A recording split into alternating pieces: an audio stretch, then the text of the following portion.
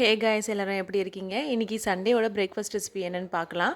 அதுக்கு வந்து கோதுமை மாவு நல்லா சாஃப்டாக பிசைஞ்சு வச்சாச்சு. ஒரு 1/2 அன் ஹவர் வந்து அது கொஞ்சம் ரெஸ்ட்டில் இருக்கட்டும்னு சொல்லிட்டு, அது கூட வந்து கிரேவி வந்து சிக்கனும் கேப்சிகமும் போட்டு கொஞ்சம் ட்ரையாக தான் பண்ணியிருந்தேன். அதுக்கு ஒரு கடாயில் வந்து எண்ணெய் ஊற்றிட்டு, எண்ணெய் காஞ்சதுக்கப்புறம் கடுகு ஒரு பட்டை போட்டு தாளிச்சிட்டு, கட் பண்ணி வச்சுருக்க வெங்காயமும் சேர்த்து, அது கூட ஒரு பச்சை மிளகாய் சேர்த்து நல்லா வதக்கிட்டேன். இப்போ வந்து அதெல்லாம் நல்லா வதங்கிட்டு ஒரு கோல்டன் கலர் வந்ததுக்கப்புறம் அது கூடவே ஒரு ஸ்பூன் வந்து இஞ்சி பேஸ்ட்டு, ஒரு ஸ்பூன் பூண்டு பேஸ்ட்டு சேர்த்து நல்லா வதக்கிட்டேன். இப்போ வந்து கூடவே வந்து கேப்சிகம் கட் பண்ணி வச்சுருக்க கேப்சிகமும் சேர்த்து நல்லா கேப்சிகம் கொஞ்சம் நல்லா இந்த வெங்காயத்தோடு சேர்த்து நல்லா வதங்கினதுக்கப்புறம் நம்ம வாஷ் பண்ணி வச்சுருக்க சிக்கனையும் சேர்த்து அது கூட ஒரு 1/2 ஸ்பூன் வந்து மஞ்சள் தூள் சேர்த்து அதுக்கு தேவையான உப்பும் மொத்தமாக போட்டு நல்லா வதக்கிட்டேன். இப்போ நல்லா சிக்கன் கொஞ்சம் வந்ததுக்கப்புறம் ஒரு 1/2 ஸ்பூன் வந்து மிளகாத்தூள், நான் வீட்டிலே அரைச்ச மிளகாத்தூள் தான் யூஸ் பண்ணியிருக்கேன்.